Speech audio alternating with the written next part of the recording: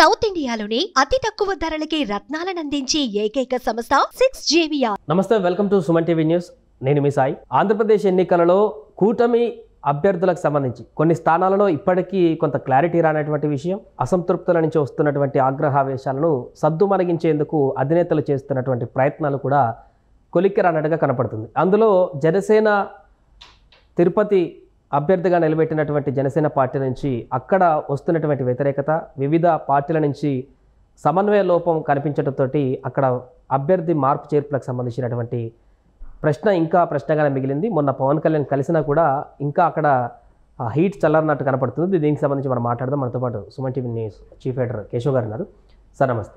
నమస్తే. తిరుపతిలో నేరుగా పవన్ కళ్యాణ్ వెళ్ళారు, మాట్లాడారు, అందరినీ కాంప్రమైజ్ చేసేటువంటి ప్రయత్నం చేశారు. 3-4 రోజులు అవుతుంది, అయినా కూడా అక్కడ ఒక కొలిక్కి రాలేదు. ఇంకా ఆర్ఎన్ఏ శ్రీనివాసులతో కలిసి మూవ్ అవ్వడానికి ఇంట్రెస్ట్ చూపెట్టలేదు అనేది తాజాగా తెలుస్తున్నటువంటి అప్డేట్. ఏం జరుగుతుంది సార్ తిరుపతిలో? తిరుపతి సీటు పైన కూటమి పక్కాగా ఓడిపోయే సీట్లో తిరుపతి పార్లమెంట్ సీటు ప్రధానంగా కనిపిస్తుంది. పార్లమెంట్ సీటు, అసెంబ్లీ సీటు గురించి కాదు మనం మాట్లాడేది. పార్లమెంట్ సీటుకి సంబంధించి వరప్రసాద్ గతంలో ఆయన ఎంపీగా తిరుపతి నుంచి రిప్రజెంట్ చేశారు. గూడూరు ఎమ్మెల్యేగా వైసీపీ నుంచి ప్రస్తుతం గెలుపొందారు. ఇప్పుడు ఆయన బీజేపీ అభ్యర్థిగా తిరుపతి బరిలో దిగుతున్నారు. సో తిరుపతి పార్లమెంటరీ స్థానం పరిధిలో ఉన్నటువంటి సీట్లలో జనసేన పార్టీ పోటీ చేస్తుంది. Tirupati assembly seat. First point, అసలు తిరుపతి అసెంబ్లీకి పోటీ చేస్తున్నటువంటి అభ్యర్థితో సమన్వయం అనేది కూటమిలో లేదు. రెండో పాయింట్, తిరుపతి పార్లమెంటుకి పోటీ చేస్తున్నటువంటి బీజేపీ అభ్యర్థికి తిరుపతి అసెంబ్లీ అభ్యర్థికి మధ్య సమన్వయం లేదు. ఆ బీజేపీ అభ్యర్థి ప్రచారం చేసుకునేటువంటి క్రమంలో ఇంతవరకు బీజేపీకి ఎవరైతే పనిచేశారో వాళ్ళకి బీజేపీ అభ్యర్థికి మధ్య సమన్వయం లేదు. సో తిరుపతిలో ఇన్ని రకాల సమస్యలు ఉన్నాయి. ఆల్రెడీ దానికి సంబంధించి సర్వేల్లో వచ్చినటువంటి గ్రౌండ్ రిపోర్ట్లో కూడా చాలా నెగిటివ్ ఫీడ్బ్యాక్ వస్తుంది. అంటే మిగతా వాటిలో కొంత టఫ్ ఫైట్, కొంత లేదంటే వర్క్ చేస్తున్నారు, ఈ 15 రోజుల్లో ఇంకా ఇంప్రూవ్ కావచ్చు, ఇట్లాంటివి ఉన్నాయి.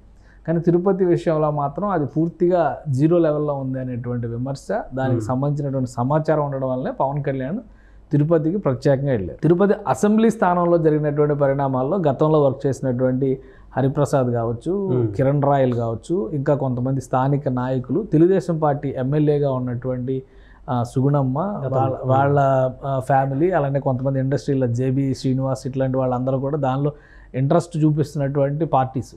సో వీళ్ళందరినీ కూర్చోబెట్టి ఆయన విడివిడిగా జనసేన పార్టీ నాయకులతో సమావేశమయ్యారు, విడివిడిగా తెలుగుదేశం పార్టీ నాయకులతో సమావేశమయ్యారు, విడివిడిగా బీజేపీ నాయకులతో కూడా సమావేశమయ్యారు. ఈ భానుప్రకాష్ రెడ్డి ఇట్లాంటి వాళ్ళందరూ అక్కడ యాక్టివ్గా ఉన్నటువంటి బీజేపీ లీడర్స్. సో ఇవన్నీ కూడా సమన్వయం చేసుకోవడం ద్వారా ఎట్లయినా కానీ కూటమి అభ్యర్థి గెలవాలి అనేటువంటి ఒక దిశానిర్దేశం చేసి పవన్ కళ్యాణ్ గారు మళ్ళీ తెనాలి సభ కోసం మరుసటి రోజు ఏర్పాట్లు చేసుకున్నారు. ఆయన వెళ్ళిపోయారు. ఇప్పుడు ఈ చర్చలు జరిగి గైడెన్స్ ఇచ్చి కూడా 3 రోజులు అవుతుంది, కానీ పెద్దగా మార్పు లేదు అనేటువంటి అభిప్రాయం వస్తుంది. సో ఇంకా టైం కూడా ఎక్కువ లేదు, 18వ తారీఖు నోటిఫికేషన్, అంటే ఇంకా 3 రోజులే ఉంది. సో ఇవన్నిటిని దృష్టిలో పెట్టుకోవడం ద్వారా నెక్స్ట్ కూటమి దీనిపైన ఏ నిర్ణయం తీసుకుంటుంది అనేది. తిరుపతి సీటు బీజేపీ కోరడానికి ప్రధానమైనటువంటి కారణం అక్కడ ఒక పుణ్యక్షేత్రం, అదొక పిలిగ్రిమ్ సెంటర్ అనేది మొత్తం దేశం మొత్తానికి తెలుసు. నరేంద్ర మోడీ గారు వారణాసికి రిప్రజెంట్ చేయడం ఎంత గర్వంగా ఫీల్ అవుతున్నారో, తిరుపతి పార్లమెంట్ స్థానాన్ని గెలుచుకోవడం కూడా ఏపీ బీజేపీ అంత ప్రతిష్టాత్మకంగా ఫీల్ అయ్యేటువంటి సందర్భం ఉంటుంది. సో ఈ సమన్వయం లేనితనం వలన 2 పార్లమెంటు సీటు అలానే అసెంబ్లీ సీటు రెండిట్లో కూడా చాలా ఎక్కువ డ్యామేజ్ జరుగుతుంది అనేది ఇప్పటికి కూడా వస్తున్నటువంటి సమాచారం. అభ్యర్థిని మార్చడమే దీని అంతటికి సొల్యూషనా, లేకుంటే ఇంకేమైనా ఆప్షన్ ఉందంటారు? అంటే ఇక్కడ ఖచ్చితంగా 2-3 ఆప్షన్స్ ఉంటాయి. ఇప్పుడు మొదటి ప్రయోగం పవన్ కళ్యాణ్ చేసి వెళ్ళారు. సమన్వయం చేసుకోవడం ద్వారా ముందుకు వెళ్ళండి, సమన్వయం చేసుకోవడం ద్వారా కూటమిని గెలిపించండి, మన ప్రభుత్వం వచ్చిన తర్వాత మీ అందరికీ నామినేటెడ్ పదవుల్లో వాటిలో ప్రాధాన్యం ఇస్తాం అనేటువంటి సంకేతాలు ఇచ్చారు. పార్టీ కోసం కష్టపడ్డటువంటి వాళ్ళని ఎప్పటికీ మర్చిపోవని ప్రత్యేకంగా కిరణ్ రాయల్తో సమావేశం కూడా జరిపారు ఆయన. అంటే ఇంటర్నల్గా ఏం జరిగింది అనేది తెలియదు, ఒక అష్యూరెన్స్ అయితే ఇచ్చారు. ఆయన కూడా చాలా అసంతృప్తిగా ఉన్నటువంటి వ్యక్తి, లాస్ట్ టైం అక్కడ కంటెస్ట్ చేసినటువంటి వ్యక్తి కాబట్టి ఇంటర్నల్గా ఆయన ఎలా బుజ్జగించాలో ఇవన్నీ కూడా చేసుకుని వెళ్ళాలని 3 పార్టీలతో సమన్వయం అనేటువంటి విషయంలో కూడా 3 పార్టీలకు ఒక దిశానిర్దేశం చేశారు. ఇది ఫెయిల్ అవుతున్నటువంటి సంకేతాలు కనిపిస్తున్నాయి. ఇది ఫెయిల్ అయ్యేటువంటి పక్షంలో నెక్స్ట్ ఆప్షన్ ప్లాన్ ఏ పోతే ప్లాన్ బికి వెళ్ళాల్సిందే కదా. ప్లాన్ బి ప్రకారం చూస్తే అక్కడ ఒకటి, 2 వైసీపీ నుంచి వచ్చిన నాయకులు, అసెంబ్లీ అభ్యర్థిగా ఉన్న ఆర్ఎన్ శ్రీనివాస్ చిత్తూరు ఎమ్మెల్యేగా ఉండి ఇటు వచ్చాడు. గుడివాడ ఎమ్మెల్యేగా ఉన్నటువంటి వరప్రసాద్ బీజేపీకి వచ్చి టికెట్ సంపాదించుకున్నాడు, లోక్సభ టికెట్ సంపాదించుకున్నాడు.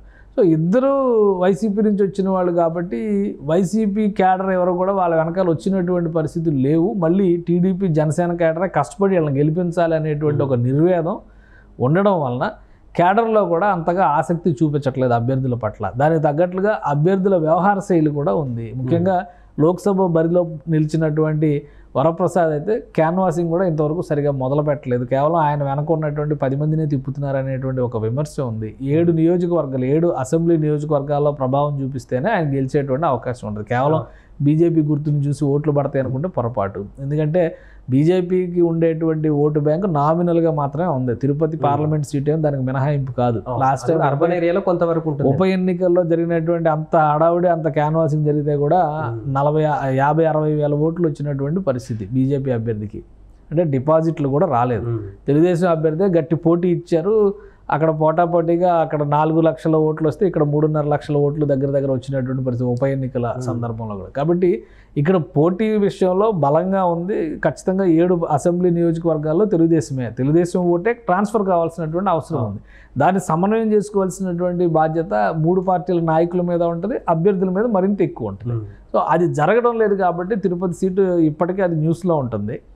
జరగనప్పుడు ఖచ్చితంగా మార్పు అనేది అనివార్యం కావచ్చు. ఎందుకంటే ఇంకొక ఫేజ్లో ఇప్పుడు కొన్ని సీట్లలో మార్పులు ఉన్నాయి. ఆల్రెడీ మొన్న ఒక రౌండ్ చర్చలు జరిగినాయి. అనపర్తి వర్సెస్ తంబళ్ళపల్లి, అలానే నరసాపురం వర్సెస్ ఉండి ఈ విషయంలో.